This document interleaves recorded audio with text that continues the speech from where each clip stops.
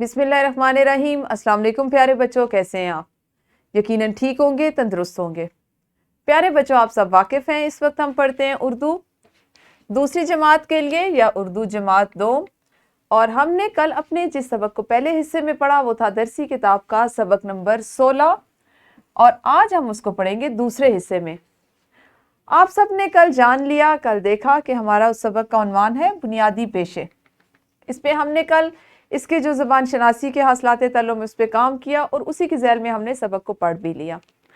आज जिन हासिलात ताल्लुम पे काम करेंगे वो हैं सुनकर दो या ज़ायद अरकान वाले अल्फाज को दुरुस्त अरकान में तोड़ सके, अपनी जमात के मयार के मुताबिक कम अज़ कम 120 अल्फाज पर मुश्तमिल इबारत रवानी से पढ़ सके।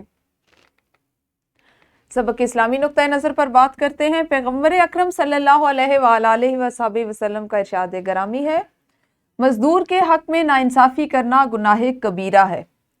बेशक आप सल्लल्लाहु अलैहि वसल्लम ने ये फरमाया कि मजदूर के हक में नाइंसाफ़ी करना। अगर मैं नाइंसाफ़ी के बारे में आपसे पूछूं तो आपको क्या बात समझ में आती है? जी, नाइंसाफ़ी से यहाँ पर ये मुराद है कि आप अगर किसी से ये मुआहदा करते हैं कि आप किसी शख्स से 2 घंटे काम करवाएंगे और उन 2 घंटों के काम के एवज़ उसको 200 रुपया देंगे और जब वो 2 घंटे के बाद अपना काम मुकम्मल कर लेता है तो आप कहते हैं कि मुझे चूंकि तुम्हारा काम पसंद नहीं आया, इसमें कुछ कमी है, तो मैं तुम्हें तुम्हारी वो रकम जिसका हमने मुआहदा किया तो वो मुकम्मल तौर पर नहीं अदा करूँगा, बल्कि मैं आधी से कुछ ज़्यादा रकम अदा करूँगा। तो ये उसके साथ नाइंसाफ़ी है, उसके साथ उसके हक में नाइंसाफ़ी है, क्योंकि जो मुआहदा आपने कर रखा था आप उसकी खिलाफ वर्जी कर रहे हैं। अच्छा जी, हम करेंगे सबसे पहले दोहराई। सबक में मौजूद यानी बुनियादी पेशे में मौजूद आपने जल्दी से 5 मुज़क्कर अस्मा तलाश करने और उनको जमा में तब्दील करना है या उनकी जमा बनानी है। तो वीडियो को रोकिए और इस दोहराई के ज़ैल में सरगर्मी कीजिए। जी, दोहराई तो आपने कर ली। पढ़ने से पहले की एक और सरगर्मी है जिसमें आपने अरकान अलग करने हैं। अल्फाज है हमारे पास पेशा, ख़ानदान, ज़रूरत, मोची, दर्जी और धोबी।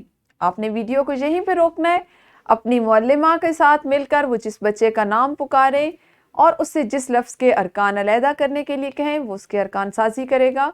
आपकी मुअल्लिमा इन अल्फाज के सामने तख्ता तहरीर पर अरकान लिखती जाएंगी ताकि आपको पता चले कि कौन से अल्फाज कितने अरकान पर मुश्तमिल हैं, क्या इनमें कोई मुकम्मल लफ्ज़ भी है या अरकान साजी करते हुए रुकन हम किस तरह बनाते हैं। तो वीडियो को रोकिए और ये पहली सरगर्मी कीजिए। यकीनन ये सरगर्मी आपकी मुकम्मल हुई। आज हमने सबक की बुलंद ख़ानी करनी है और इसके लिए आप जानते हैं कि आपने क्या करना है। सबसे पहले आप अपनी किताबें खोल के रखिए और सबक के ख़ास अल्फाज को हम पढ़ना सीखेंगे। पहला लफ्ज़ है जी मुनफरिद। सबसे पहला लफ्ज़ है मुनफरिद। बढ़ई, रहनुमाई, बासहूलत, एहतराम और मुशक्कत। सबक के मतन का आगाज करते हैं। मुख्तलिफ पेशों को अपनाने वाले लोग पेशावर कहलाते हैं। पेशावर ना सिर्फ अपनी और अपने ख़ानदान की ज़रूरियात पूरी करते हैं बल्कि हमारी ज़िंदगियों को भी आसान और बासहूलत बनाते हैं, जैसे मोची, दर्जी, बढ़ई और हजाम वगैरह। ये धोबी है। धोबी हमारे कपड़े धोता और फिर इन्हें इस्त्री करता है।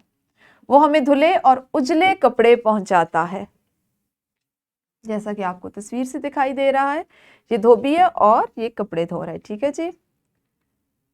इसी तरह से ये मोची है। मोची जूते बनाता और मुरम्मत करता है। वो जूते पॉलिश करके उन्हें चमकाता है। वो दिन रात मेहनत करके रोजी कमाता है। आपको नजर आ रहा होगा ये बढ़ई है क्योंकि ये लकड़ी से काम कर रहा है। ये बढ़ई है, ये लकड़ी से मुख्तलिफ चीज़ें जैसे कुर्सी, मेज़, दरवाजे और खिड़कियाँ वगैरह बनाता है। वो ना सिर्फ लकड़ी से चीज़ें बनाता है बल्कि इस पर बेल बूटे बनाकर उन्हें पॉलिश भी करता है। ये हजाम है। ये हजाम है, ठीक है। ये लोगों के बाल तराशता है। लोग हजाम से दाढ़ी और मूंछें भी बनवाते हैं। वो इंतहाई नफासत और महारत से हमारे बाल तराशता है। ये कुछ बुनियादी पेशे हैं जिनके बारे में अभी आपने पढ़ा اور سیکھا جو ہمارے، اگر آپ غور کریں تو ہم سب کو ان سے کسی نہ کسی طرح سے واسطہ پڑتا ہے. ہمارے وہ تمام کام جو ان سے متعلقہ ہوتے ہیں وہ ہم ان سے کروانے جاتے ہیں. لڑکے خاص طور پر ہر ہفتے یا 2 ہفتے کے بعد حجام کے پاس جاتے ہیں اور ان سے بالوں کی تراش درست کرواتے ہیں، بال بنواتے ہیں. ہم کریں گے جی ایک انفرادی سرگرمی. ہر بچہ زبانی بتائے کہ وہ بڑے ہو کر کیا بنے گا.